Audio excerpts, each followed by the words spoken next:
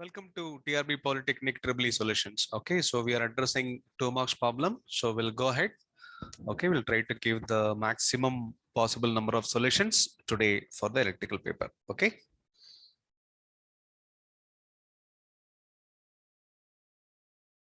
So relatively the paper, okay, so while going through the problem, okay, so it's really little challenging. Okay, so there are many time traps, okay, in the electrical problem. So you can expect a cutoff something around 120. That's an observation while going through the 2 marks. We'll see. Okay, so probably the 1 marks are a little easier, I guess, comparing to 2 marks. Okay, so yes, we'll see them. Okay, what really the standard of 1 marks while going through them. Okay, so first problem to begin the day. That's from control system based on lead lag network. Okay, so clearly mentioned. Yeah, phase lead network has its transfer function. Okay, right? So it's a network. So probably you remember what is your phase lead network having a resistor and capacitor. Its transfer function is straight away given GC of S. What is the frequency at which maximum phase lead occurs? So when it comes to the lead compensator, it's a lead compensator. We should take that's a compensation offered by a network. Okay, a passive network. So it's basically called phase lead network. Okay, the network which is going to offer a phase lead. So phase lead network. Lead or lag compensator will have a standard transfer function, something like this, that GC of S is equal to, you will have a K that should be in the form of 1 plus S by 0 divided by 1 plus S by pole. Okay, so the requirement is this: numerator roots are zeros, denominator roots are poles. The requirement is pole must be greater than 0. If pole is greater than 0, the same transfer function will act as a lead compensator. That means it is going to offer a phase lead. So we call it as a lead compensator. Suppose if 0 is greater than pole, or otherwise you can perceive the pole is less than 0. So better pole greater than 0, it's a lead compensator, and 0 greater than pole, it's a lag compensator. Same structure will start contributing lagging angle. So we call it as a phase lag compensator. Okay, that's a universal structure. Okay, capable of offering both phase lead as well as phase lag, depending on whether the pole is greater than 0 or 0 is greater than pole. Okay, right now he said it's a lead compensator. Okay, but you can have a small check. Is it okay whether the pole is greater than 0? We can check. Okay, so what is the pole value? We don't know. Yes. Okay, it's not directly given. So you can check what is your 0. The 0 is where it is 1 plus 0.04. Yes, equal to 0. You will get 0. So from this, you can say that S equal to minus 1 by 0.04. That's a location of 0. When you evaluate where is a pole, don't see the coefficient of S, you go for the root of S, then you will see what is the pole and corresponding 0 value. It's 0.01 S. So that is equal to 0 means you will get the pole. Where is a pole? S is equal to minus 1 by 0.01. So you clearly know now minus 1 by 0.01 will be equal to, it's going to be minus 100. That's the location of the pole. And whereas a 0 is, it's going to be 0.01 into 4 we can take as 0.04. So I can write it as minus 1 by 0.01 into 4. 1 by 0.01 is what? 100. So 100 by 4 is going to be 25 minus 25. So what is given is we have a 0 at minus 25 and we have a pole at minus 100. So what I'm referring actually here, see what I'm referring here. So I'm referring only the pole magnitude. Okay, in your statement, I should not say the P is greater than Z. If I say P is greater than Z, you may feel like it's minus 100 greater than minus 25. Mathematically, it is wrong. But remember, what is the data I'm using here means I don't refer the minus sign. I take only the P. Okay, it's a P value. So if you take this to 0, for example, 1 plus. So first you need to understand the structure.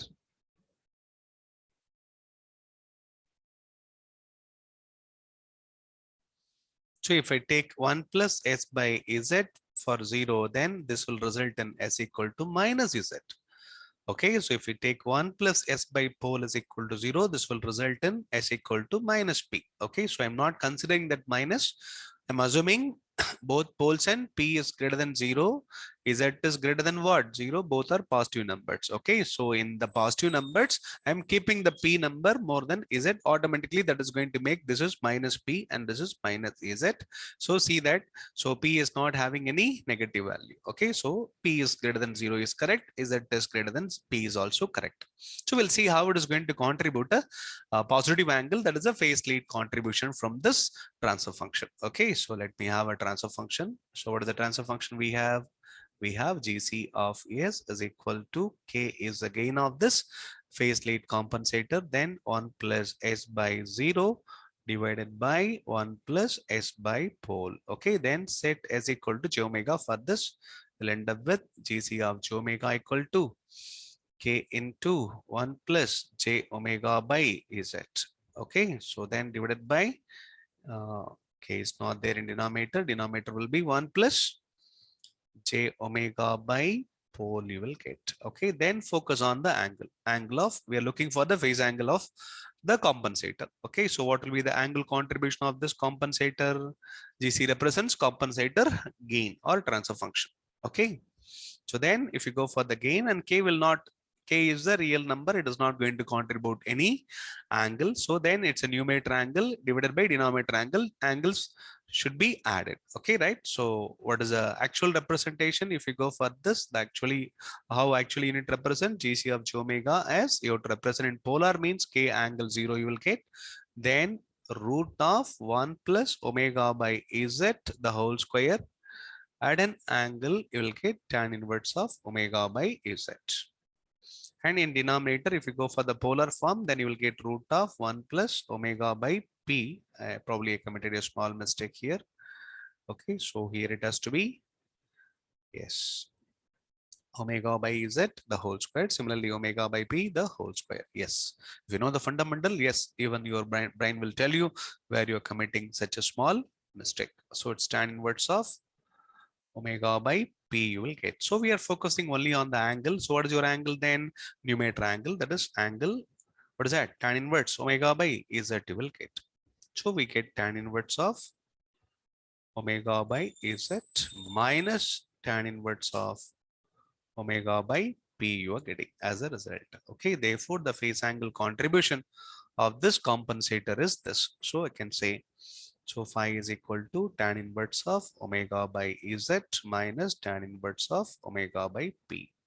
Yes, I am keeping pole greater than 0. For example, in our case, what is the pole? It is 100. What is the 0? It is 25. Then if you substitute that, phi is equal to tan inverse of omega by 25 minus tan inverse of omega by 100. You try for any omega. Okay, this contribution is more comparing to this contribution. So for any omega ranging from 0 to infinity, tan inverse of omega by 25 always contributes more than tan inverse of omega by 100. For any frequency ranging from 0 to infinity means automatically this is going to contribute a positive angle. So therefore it is called as phase lead contribution. So we call the compensator as a phase lead compensator. That's a fundamental. So once you exploit this, then it's easy to answer the problem. So what's the frequency at which the maximum phase lead occurs means? Then it's a very simple problem. If you refer the Bode plot of this, that is going to have both magnitude plot as well as the phase plot. For a phase lead compensator, it will look like this. So this is the MdB of the compensator. This is the phase angle of the compensator. Okay. The complete Bode plot, the frequency domain response of this phase lead compensator. If you refer the GC of ES, that is K into 1 plus S by Z divided by 1 plus S by pole. Pole is greater than 0. Remember that. So that's why the structure is acting as a lead compensator. Okay.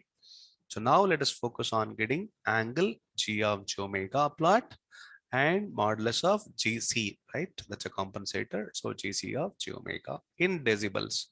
Okay. So or a normal gain also we can play. Okay. So can play in decibels. That's a decibel. MdB versus omega and phase angle versus omega.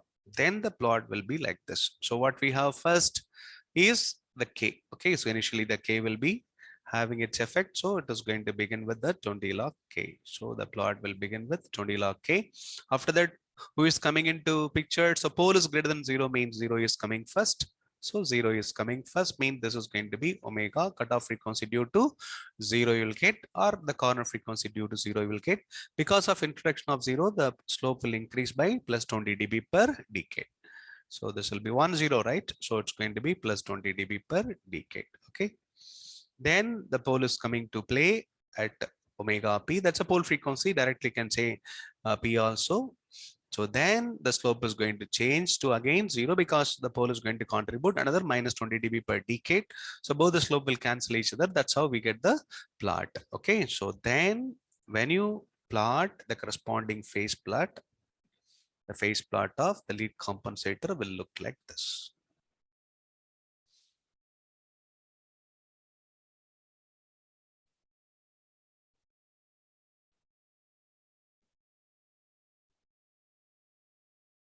It will be like this. Roughly, I'm sketching.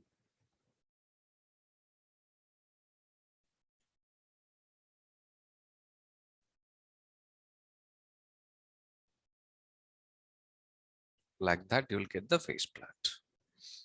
So this is going to contribute the maximum phase lead only at a frequency. That's what we call as a geometric mean frequency. What we have here is omega Z and this is omega p. So this geometric mean frequency is a point, okay, where that's omega, where it is geometric mean frequency, where the phase angle contribution is going to be maximum for both lead compensator as well as lag compensator. That omega is known as root of simply p into z. Okay, there is nothing but usually omega is z and omega p. So here omega is z itself and omega p is p itself. So simply root of p z radian per second. So the problem is getting concluded once you know this straight away. So this is a fundamental. Once you know this, then straight away you can go for this is where the problem ideally starts. The one who knows really, he starts the problem here. So root pz is a geometric mean frequency where the phase lead or phase lag is maximum. Okay, what is that? So that omega is equal to root of what is a pole? 100. And what is a 0? 25. Okay, radian per second is a geometric mean frequency. Yes, what does that means? It is going to be root of 100 into 25 means it is going to be, so 2 tens and 2 fives we can take. So it's going to be 10 into 5. It's going to be 50 radian per second we can say, or you can also feel it's root of 2500. So that's a very easy 2 marks. Okay, relatively. Okay, so there is a balance. So a moderate and tough problems happened in 2 marks and also easy problems in 2 marks. Okay, that's a way. Okay, so if you want to comment on this 5 marks, then 5 marks at this particular frequency 5 max can be commented like this. For example, suppose if the problem is 5 max at this geometric mean frequency, the 5 max will be given as sine inverse of, I'm not proving it, sine inverse of, it is alpha minus 1 by alpha plus 1. That's the easiest expression. It can be proved by using this expression. Okay, so in this expression you have to play. So here you need to force the condition of maximum. For maximum phase lead contribution, you have to force omega equal to root pz. If you force omega equal to root pz here, then make the adjustment, you will get this. And provided I am taking the factor alpha, that is the ratio between pole by z. So you need to modify this phase angle, phase lead contribution by the lead network, okay, as a function of alpha. Then finally, you can prove the expression as this one, sine inverse of alpha minus 1 by alpha plus 1. Suppose if the problem is 5 max, at this 5 max, what will be the maximum phase lead this compensator will contribute, means then you know your alpha. Alpha is what? P by z. What is P? 100. What is z? 25. What is z? 4. Then it is going to be sine inverse of, it's going to be 3 by 5 you will get. Okay, so expressions will be given. Okay, so sine inverse of 3 by 5 like that. Okay, so sine inverse of 3 by 5 is hard to find. Okay, so you'll give the options like sine inverse of 3 by 5, sine inverse of 1 means it's easy. Okay, right? So you know sine 30 is equal to 1. You can say, sorry, sine 30 equal to 0.5, sine 90 equal to 1. We can say if this 1 means, okay, right? It's not going to be 1 because 90-degree contribution never happens. Okay, so maximum will be only this much. Okay, so this is a maximum. This will contribute. So only when alpha 10 to infinity, you may feel like it is contributing 90 degree. So no compensator will offer at a finite frequency, at a finite value of alpha will offer 90 degree. Always it is going to be between 0 to 90. If it is a huge alpha, you'll get a phase contribution at this geometric mean frequency closer to 90 degree. Okay, right? Closer to 90 only, maybe 80 or 85 you will get. Okay, so practically, but usually we don't expect that to contribute such a huge angle. So most of the gate problems also going to take something around 60 to 60 only, sometimes 30 degree contribution, sometimes 60 degree contribution. So you should know. So problem will be for either geometric mean frequency or at this geometric mean frequency, what is your highest phase lead or the maximum phase lead contributed by this. And he talks about only what as per the problem. So it is a frequency at which the maximum phase lead occurs. You may change the problem. What can be the maximum phase lead contribution by this compensator? So pole is given, 0 is given. So you can go by that expression. Okay, right? So the two expressions to remember, the geometric mean frequency where it is maximum is root p is at radian per second. And then what is that maximum? That phi max is equal to sine inverse of alpha minus 1 by alpha plus 1, where alpha is p by az. So p should be greater than 1. So alpha should be greater than 1. Don't use this expression for alpha even equal to 1 also. It's making no sense. Okay, so alpha should be greater than 1. If alpha equal to 1, you will get sine inverse of 0. That is, if pole equal to 0, both angles will cancel each other. If pole is equal to 0, both angles will cancel each other. There won't be any phase lead or phase lag compensation offered by the compensator. Okay. So same setup, if you make your 0 greater than pole and omega by p will start contributing more than omega by 0, therefore automatically it is going to become phase lag. Suppose if the problem is a phase lag network, again it is going to happen at the same frequency, but only problem is instead of getting the phase lead, you will get simply mirror image of this. Simply mirror image of this you will get. So this is going to be yes. And another interesting point of this is it is going to contribute identical phase angles at, if you try, okay, at in this problem, what is this? 25. What is this? 100. You try, okay. So after taking this, you just substitute omega equal to 25 or substitute omega equal to 100, you will get the same phase angle contributed by your lead compensator. Similarly, it will contribute same negative angle for both your Z value and P value. Okay, right? Suppose in this case, pole is greater than 0. So if it is a lead compensator, if you make simply swap 0 and pole, take 0 equal to 100 and pole is equal to 25, it will start functioning as a lag compensator. But the network which is realizing is going to be unique. Okay, so lead compensator network is different, lag compensator network is different. Okay, it is going to be a function of 2 resistors and 1 capacitor. So where you connect that capacitor is going to make it a simple potential divider having R1 and R2. So where you connect that capacitor either in parallel with the R1 or in series with the R2, that is going to make a distinction between a lead or lag network. You just Google what is a phase lead network and what is a phase lag network. Then you will find the transfer function that will resemble this. Okay. So hope I have given utmost clarity what is needed for this problem. So thanks for watching. We'll update you with one more video. Do subscribe our channel. Okay. Thank you.